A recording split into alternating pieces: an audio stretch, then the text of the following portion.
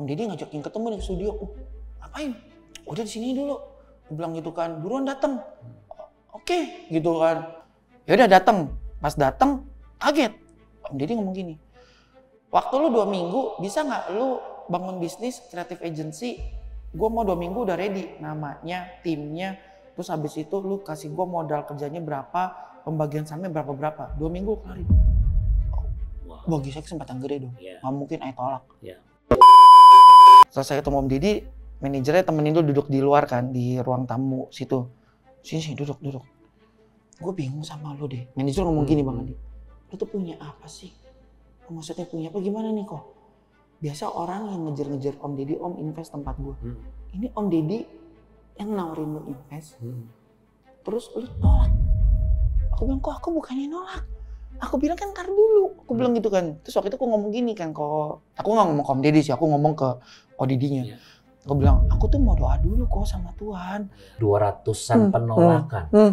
Penolakan itu penolakan ditolak gak diterima atau gagal. Terus Anda coba lagi. Bersama saya Andi Othniel, selamat datang di Cahaya Bagi Negeri.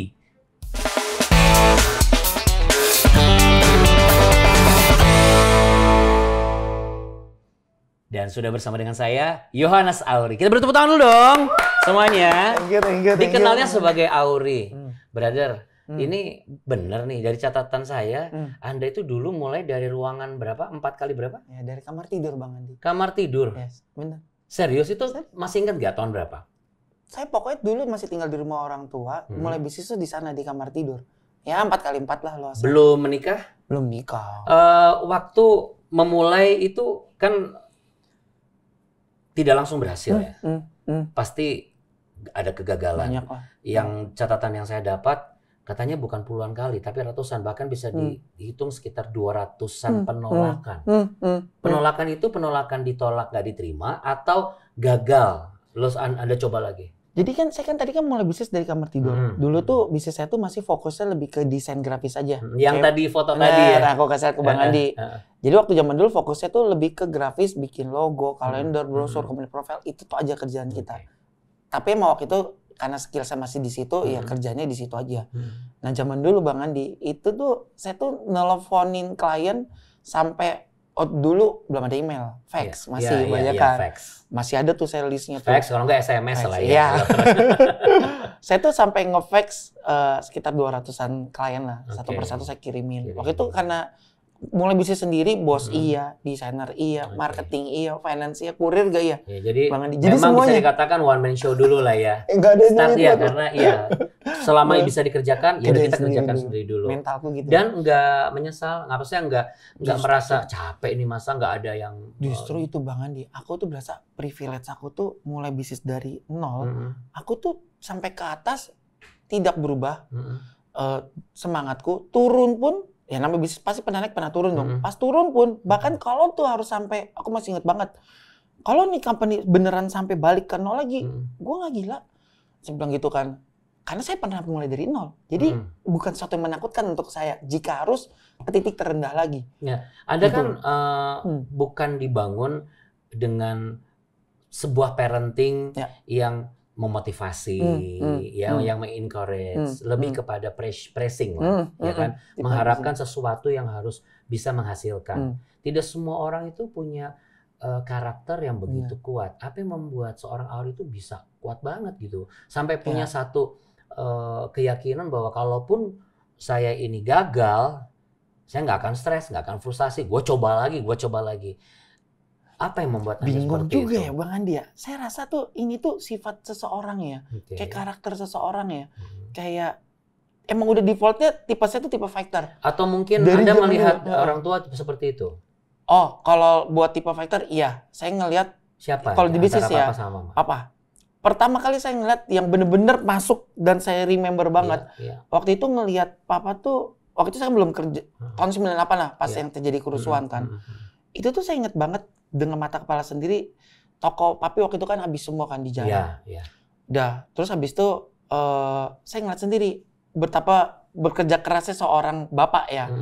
Saya ngeliat papi tuh naik motor, barang-barang dia tuh ditaruh di belakang. Terus saya tanya gini, papi bawa apa?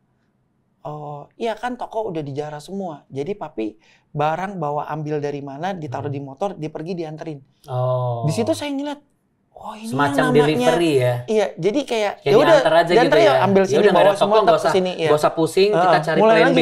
Iya. Jadi plan A nggak berhasil, plan B-nya, plan B nggak berhasil, plan C-nya apa gitu ya. Daya juang itu aku belajar melihat dari papi langsung tuh pas saat waktu itu tuh. Oh, ini tuh namanya daya juang. Kayaknya di situ mulai ada ke-trigger. Oke, jadi lu nggak boleh nyerah. Makanya saya selalu ajarin anak saya, kalau saya value anak saya tuh saya bilang gini, laki-laki itu apa? Never give up, keep up trying. Bagiku mental pejuang itu modal dasar dari seorang anak laki-laki. Dia punya itu, finish udah.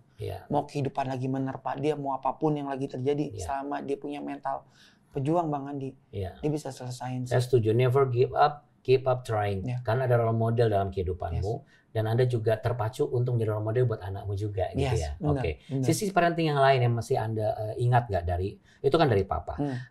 Bagaimana dengan kehidupan kerohanian? Oh. Ya, itu dari Papa atau dari Mama atau kedua belah pihak ini memang menerapkan gaya hidup yang seperti apa? Apakah diingatkan berdoa atau bagaimana? Bang Andi gini, banyak orang tuh nanya ke saya, dia bilang gini, Kori, gimana caranya bisnisnya bisa sampai diinvest sama Om Deddy? Gitu kan. Terus juga beberapa investor saya kan ada Om Deddy, ada Ciki Lestayar, ada yang baru masuk ini ada grup Holy Wings juga. How? Jujur, selain kerja keras ya, ada satu privilege lagi yang bagi saya ini tuh langka banget. Apa? Dari zaman saya masih sekolah, walaupun papi tipe yang membandingkan, tapi papi dari dulu tuh selalu berdoa pagi. Aku masih inget banget, jam 5 pagi dia tuh udah bangun. Dia doa di kamar doanya dia di bawah. Waktu itu rumah masih ada di bawah deket toilet, aku masih inget banget. Itu aku nggak pernah ngeliat papi nggak berdoa. Tiap hari dia selalu berdoa pagi. Itu berarti yang dia doain anak-anaknya. Semua ngelihat ngelihat bagaimana papi itu selalu berdoa setiap pagi. Itu dia doa pagi. Dari zaman aku masih kecil itu doa tiap pagi. Jadi kesuksesan sekarang itu pasti hasil dari dia mumpuk doa udah berpuluh-puluh tahun. Amin. Benih yang ditabur walaupun itu ya. Walaupun tidak taruh modal ya. Betul.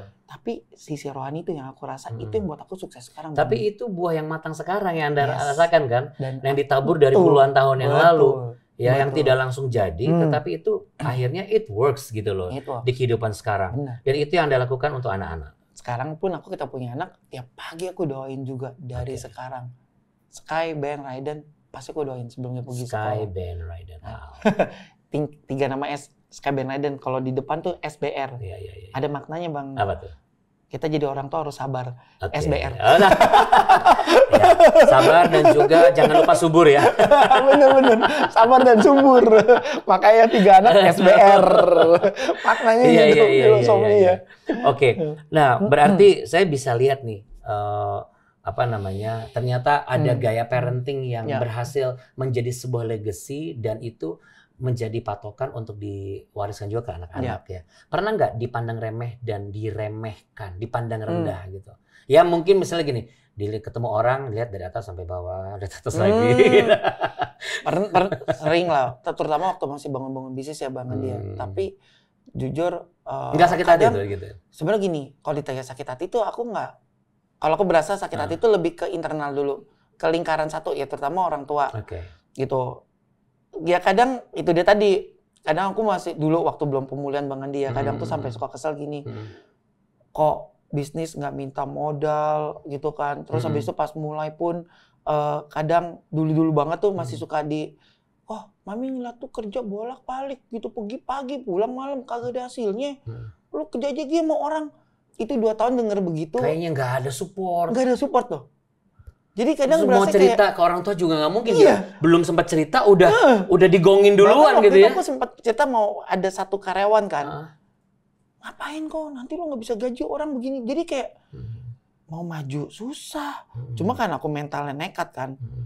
Coba aja dulu hire 1 desainer deh. Gitu. Oke, bisa nih. Jadi dengan ada desainer ini aku bisa ngerjain kerjaan yang lain. Habis itu aku tambahin lagi 2 desainer. Pernah waktu itu pas udah jadi ada 2 desainer. Duit berkurang sama gajian udah seperti biasa, kita sama-sama tahu apa yang orang tua ngomongin. Wah, Mami udah bilang. Kayaknya Makanya jangan jadi anak durhaka. Jangan ada banyak orang ngeluh kerja sama lu gitu kan. Tapi kan kalau di bisnis kalau kita nggak berkembang, kita cuma kerja sendiri, kapan bisa jadi gede kan? Betul. Ya cuma segitu-gitu aja. Cuma aku sadar maksudnya kan orang tua juga jaga toko, dia juga nggak banyak orang. Betul. Paling yang kerja cuma papi, montir, udah. Jadi nggak biasa banyak orang kan. Jadi aku emang mungkin memang ini cuma culture aja ya. Culture-nya yang berbeda gitu ya. Karena memang destinasi bisnisnya juga kan berbeda gitu ya. Tapi kita hold sebentar ya. Ya mungkin teman-teman atau saudara sekalian merasa, ternyata saya nggak beda, saya sama dengan Aury. Saya juga baru aja ngalamin yang namanya dipandang rendah, nggak dipercaya, bahkan nggak punya tempat untuk curhat. Nah saat ini kalau Anda butuh tempat untuk curhat, Anda butuh dukungan doa, Anda butuh doa yang bisa membangkitkan semangat Anda, hubungi langsung Sahabat 24. Nomornya di mana? Ada tuh di layar sekarang, kita udah tampilkan ya. Langsung hubungi nomor itu, sambil kita ngobrol-ngobrol, nanti Anda akan didoakan langsung. Ya, karena kita percaya kalau kita tidak punya tempat dan sudah ada fasilitas, kenapa tidak kita gunakan? Gunakan fasilitas untuk Anda mendapat dukungan doa dan tempat untuk Anda mencurahkan isi hati Anda supaya lebih lega. Kita percaya dalam doa pasti ada kuasa yang besar. Nah, kita balik lagi ke Aury. Oke. Sampai di situ sekarang saya mau masuk ke tahap berikutnya. Berarti kan instrumen dukungan moral dari orang tua kurang lebih tetap ada positifnya. Ada dong. Ya, apa yang bisa Anda lihat dari kekurangannya kan memang kita sebagai anak pengennya tuh dipuji, disupport apa. Tapi pasti ada plus value-nya gitu. Apa yang Anda lihat? Aku justru berasa ya dengan segala macam pressure-nya, dengan segala macam kekurangannya, itu tuh yang bikin aku tuh jadi semakin punya daya juang yang tinggi. Aku nggak bisa ngebayangin kalau aku dilahirin di keluarga yang dimanjain ya. Oh, tiba-tiba buka bisnis dimodalin gede. Mungkin aku nggak ada daya juang yang berusaha sekuat mungkin. Jadi kadang berasa justru karena itu yang bikin sekarang ini tuh tipenya tuh eager-nya tuh tinggi banget Bang Andi. Tapi aku lupa Bang Andi, ada satu cerita yang ini juga jadi daya juangku juga ya. Ya, waktu itu aku masih inget banget karena aku tadi pakai komputer butut yang tadi aku kasih Bang Andi ya. Itu komputer tuh kalau aku kerja tuh lama banget. Komputer zaman dulu masih zaman disk ya? Iya. Yang kalau masuk ter gitu kan. Begitu lah pokoknya lah. Layarnya warna hijau kan. Nggak begitu juga. Nggak gitu juga. Masih ada warnanya. Masih ada warnanya.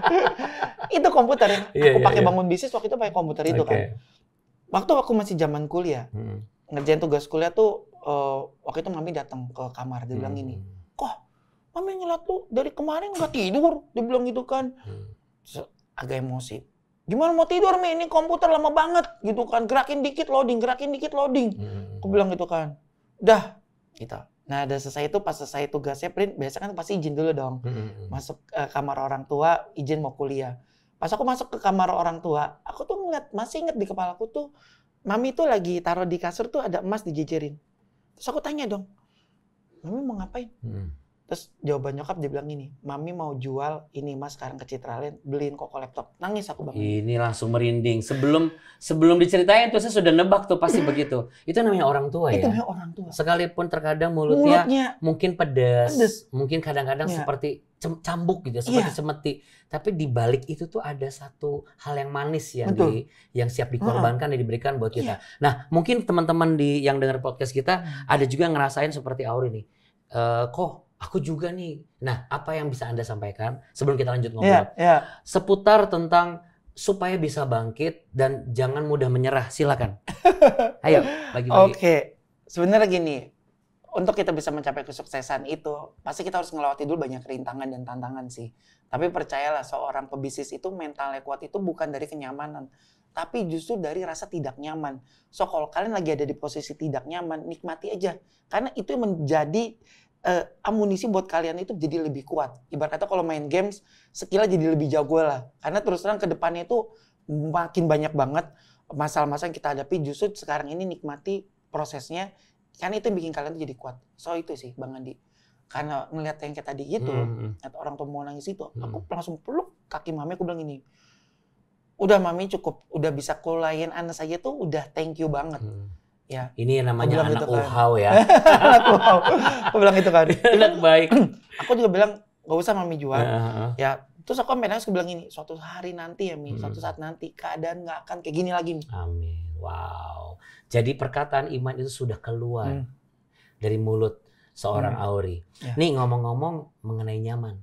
Nyaman nggak bisnis sama Deddy Corbuzier? Ada nggak nyamannya juga, karena kan kalau dulu kan aku kerja untuk diri sendiri, nggak ada investor. Sekarang kan ada Om Deddy. Itu kan dua hal yang berbeda ya. Kok bisa sih, kok berani sih? Karena banyak orang berpikir nih, lebih nyaman sendirian, udahlah aman, udah.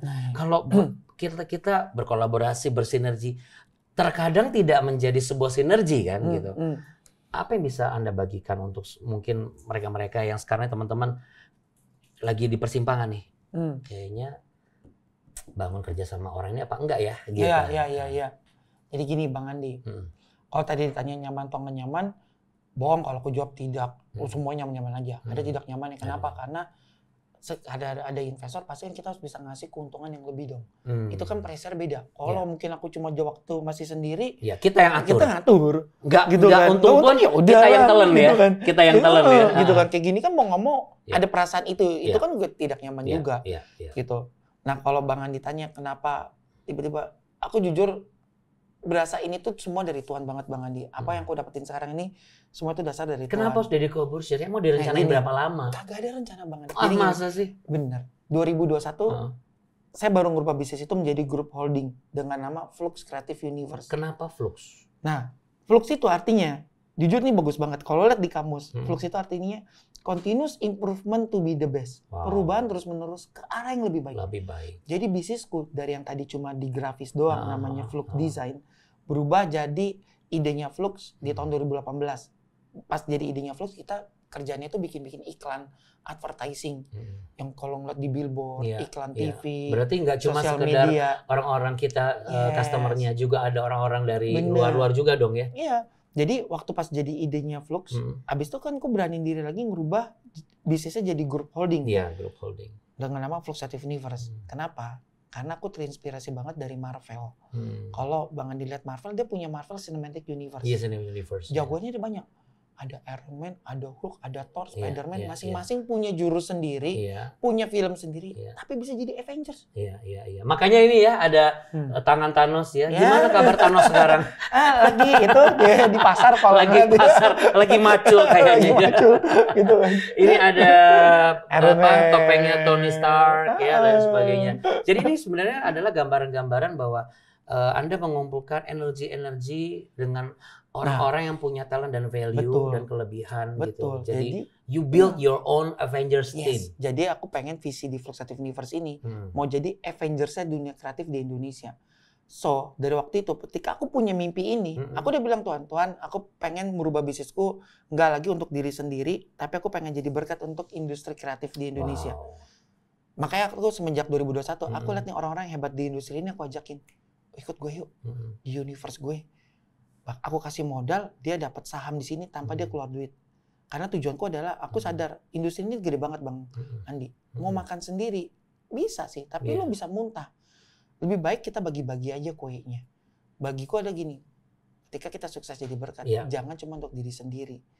Harus bisa jadi berkat bagi orang lain lagi. Itu goalku. Makanya aku diriin Flux Creative Universe ini. Tadinya untung 100%, aku bagi-bagi loh sekarang. Tapi it's okay, karena tujuanku aku pengen menjadikan industri ini aku jadi Avengers. Tahu nggak yang Anda lakukan itu adalah sesuai dengan di firman Tuhan di Kejadian pasal 12 ayat yang ketiga. Dan olehmu semua kaum di muka bumi akan mendapat berkat. Keren. Semua kaum di muka bumi. All in this universe. Gila ya. Blessed by you. Bener juga ya. So words of God has fulfilled dalam kehidupanmu. Tapi Bang Andi, boleh dicek nanti bukan bener. Tapi Bang Andi, waktu aku mau diriin Flux Creative Universe ini ya, aku juga ngalamin penolakan. Misal aku ketemu Bang Andi, bagus di industri ini, aku ajakin dong, aku approach by personal kan, Bang Andi, mau nggak ikut saya di Flux Creative Universe? Nanti saya kasih modal buat bikin bisnis sendiri. Jagonya apa? Bikin video misalkan, yaudah nih, ntar bikin bisnis ini. Aku tahu banget dari mukanya kan, dia pasti akan gini, siapa nih Yohanes Auri nih? Emang duitnya kuat atau apa? Ternyata jadi kayaknya cuma manfaat doang. Gitu. Kadang aku pengen bilang begini, lu mau ngeliat saldo gue berapa banyak, tapi kan nggak begitu caranya. Tapi nggak kejadian gitu kan? Enggak, gitu. Cuma aku sadar waktu itu. Jadi waktu itu. Tapi bawaan kayaknya gimana ya? Sebel gitu kadang kayak, sih, kok saya sih? Gitu kan. Cuma aku tahu ya udahlah ya. Tapi itu screening by God loh sebenarnya. Iya, cuma aku tahu Bang Andi gini. Kecuali namaku Yohanes Tahir, beda. Kan Yohanes Auri. Dicek juga kalau dilihat papinya juga lulus kuliah juga kagak. Jadi aku tahu power itu kurang. Aku doa gini sama Tuhan Yesus, boleh nggak sih someday, karena aku lagi bangun Full Satisfied Universe nih, kasih aku satu sosok, karena pesaing-pesaingku di industri ini, mereka tuh punya backupan. Ya, ada yang di backup sama startup, sama visi gede, ada di backup sama, pokoknya ada backupan semua lah. Aku doang yang datang tiba-tiba jadi grup holding tanpa ada backupan. Jadi aku doa gitu waktu itu sama Tuhan. Kalau boleh Tuhan Yesus kirimin satu sosok yang ya pokoknya yang kalau orang ngeliat Flux bisa jadi dipandang dah. Gitu kan. Udah gitu doang. Aku nggak tahu siapa atau apa, dan ternyata pada saat sekarang kita tahu jawabannya Om Deddy Corbuzier lah yang invest ke Flux Satisfied Universe. Bagaimana kok bisa beliau itu tertarik gitu loh? Kan Ari datang tanpa backup apapun. Aku juga bukannya datang, Om Deddy yang nyari aku. Itu tahu nggak? Kingdom of God has called. Itu callingan dari kerajaan surga. Jadi ketika kita nggak punya backupan, kerajaan surga tuh nge-backup kita. Makanya ceritanya gimana caranya? Aku juga bingung Bang Andi. Jadi waktu itu tiba-tiba aja aku cuma pernah ketemu Om Deddy sekali. Waktu itu kejadian dia influencer salah satu brand dari klien. Abis itu nggak pernah kontak.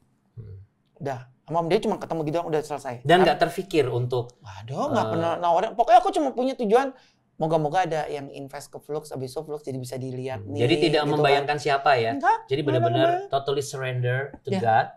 Bagaimana Tuhan akan kirim siapapun, itu berarti kita percaya itu yang terbaik. Benar. Wow. Jadi waktu itu, tiba-tiba aku dikontak sama manajernya. Namanya Ko Didi.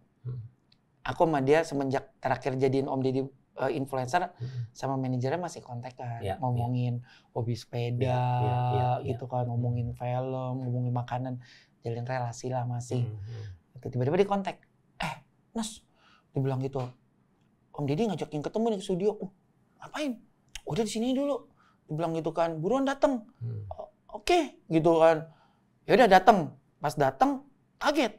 Om Deddy ngomong gini, waktu lu 2 minggu bisa nggak lu bangun bisnis creative agency, gue mau 2 minggu udah ready, namanya, timnya, terus habis itu lu kasih gue modal kerjanya berapa, pembagian sahamnya berapa-berapa, 2 minggu lu kelarin.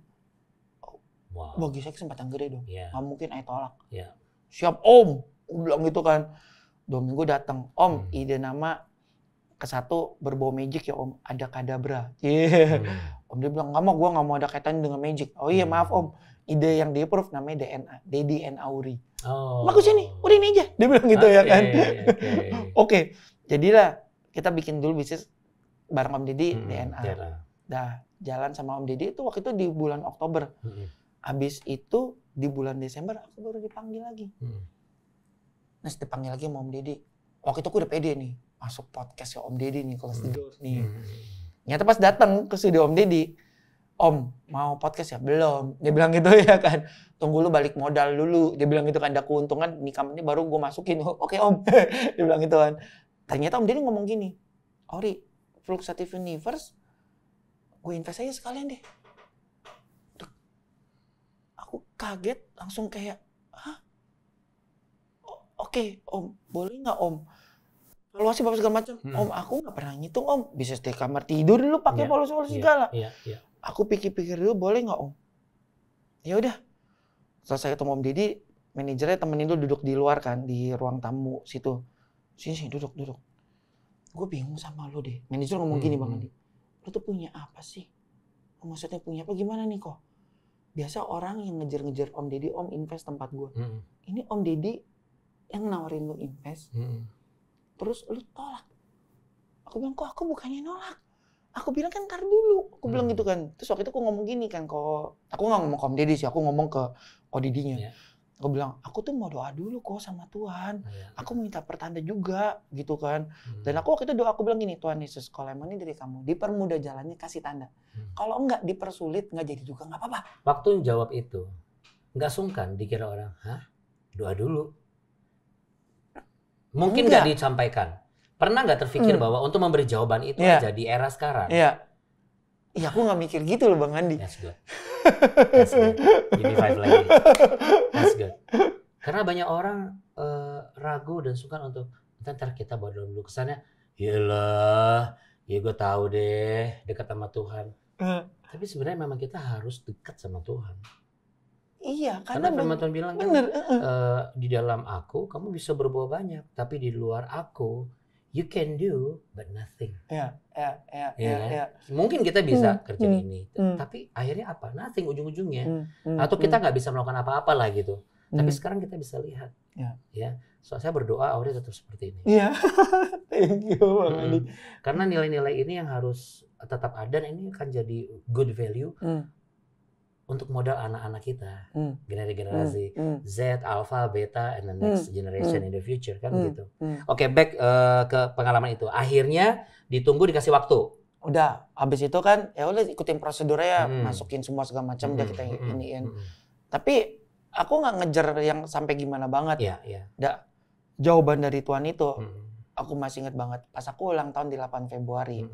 8 Februari. Bentar lagi nih. Bentar lagi. Kita deketan loh. Bang Andi. Iya, saya 12. 12. Ya, tos lagi kalau gitu. Aquarius. Saya sudah tahu ketika saya di sini tuh kayaknya sama. Ini kesampaian sama nih koleksi-koleksinya ya. Deket gitu. Wah, jangan-jangan kita kalau ke rumah komik saya ada di rumah itu juga. Oke, udah jalan-jalan. Aku waktu lagi ulang tahun lagi dipelilin sama anak, istri, saudara, keluarga. Tiba-tiba email dari Om Deddy masuk. Centing. Aku baca email. Term sheet investasi Deddy Corbuzier ke Fluxative Universe. Aku langsung telepon ke Deddy. Kok tahu hari ini aku ulang tahun? Enggak.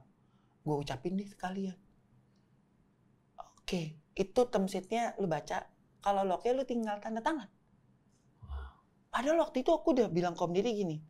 Om Deddy, kasih aku uang yang banyak. Tapi aku kasih Om Deddy dikit. Om Deddy nego. Tambahin dikit deh 1%, dibilang gitu kan. Bagiku oke, gitu kan pas tambah 1%. Tapi kenapa pas di tanggal 8 Februari emailnya dikirim? Kan bisa besok, bisa minggu depan. Dari 100 juta kemungkinan kenapa harus di tanggal 8 Februari. Pasti itu kan jawaban dari Tuhan bagiku kan. Take it. Itu kado. Udah, what a special gift. Udah bener. Gimana? Aku tanda tangan waktu itu langsung beres. Jadilah Om Deddy sekarang investor di Fluxative Universe. Pas Om Deddy masuk, battlefield-nya udah beda Bang Andi. Orang ngelihat Flux juga sampai Om Deddy mau invest karena pasti ada something di aku. Orang percaya. Makanya Cigres Tire bisa bareng aku. Grupnya Holy Wings bisa bareng aku. Jujur aku ngelihat kalau bukan Om Deddy yang invest pertama kali memberanikan diri untuk ke orang yang bukan siapa-siapa. Mungkin aku nggak bisa dapat kesempatan gede yang itu. Jadi kita nggak bisa menilai sesuatu itu, dan aku jujur nggak pernah nyangka pas Om Deddy masuk kayak Tuhan angkat tuh kayak lift banget gitu. Tiba-tiba di sini kayak. Kamu tahu nggak? Karena kamu itu tidak meragukan untuk mengembangkan patok kemahmu. Oh iya, aku tahu ada ayat itu juga. Makanya engkau dibuat sama Tuhan mengembang ke kanan dan mengembang ke kiri. Dan ini belum loh. Saya melihat nanti keturunanmu itu anak-anak Sun, siapa? Sky, Ben and Raiden itu nanti akan menjadi the next generation yang akan semakin menjadi blessings. Amin. Around this universe, dimanapun mereka berada dan dengan cara mereka. Kalau saya ngelihat nih, gaya parenting zaman dulu, lalu sekarang sebenarnya nggak beda jauh loh. Karena yang penting value-nya, betul nggak? Benar. Ya, ini bukan tentang jangan dibentak, harus ini, bukan, tapi ini tentang value kerajaan Allah, ya. Ya dong. Betul. Karena yang saya lihat di sini adalah value kerajaan Allah. Bagaimana ketabahan dan ketegaran, keteguhan hati untuk melaksanakan sebuah tugas tanggung jawab. Karena ini harus dilakukan, apapun itu. Nggak ended di dalam satu sisi, tapi berpikir untuk plan berikutnya apa. Tidak menyesali yang sudah terjadi, tapi mulai start up lagi apa yang bisa dilakukan. Power statement, silakan. Apa yang bisa Anda sampaikan? Karena saya di bidang kreatif, ya. hidup ini tuh bakal banyak penuh dengan tantangan dan ujian dan cobaan. Jadi untuk bisa lewatin semuanya, kalian tuh harus berani kreatif. So jangan lupa untuk terus berani kreatif. Never give up, keep trying. Oke, Tuhan berkati. Bye. Thank you so much. Thank you so much. I'm so blessed loh. Yes, sama-sama Andi. Tuhan berkati. Yeah.